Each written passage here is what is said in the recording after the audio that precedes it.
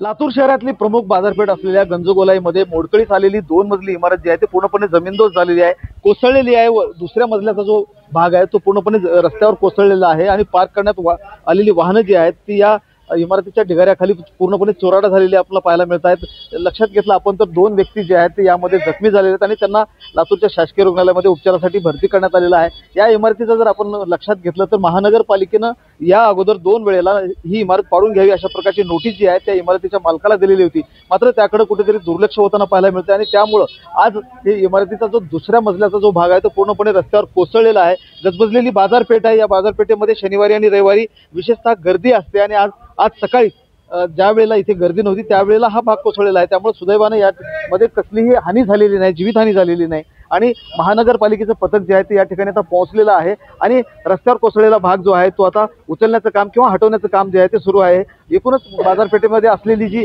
वाहतूक आहे ती सुरळीत व्हावी यासाठी महानगरपालिका प्रयत्न करताना पाहायला मिळते आहे।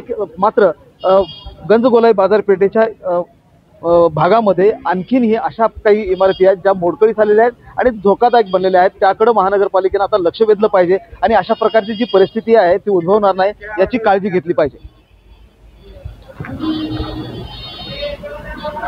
महेंद्र जोंधळे, TV9 मराठी, लातूर।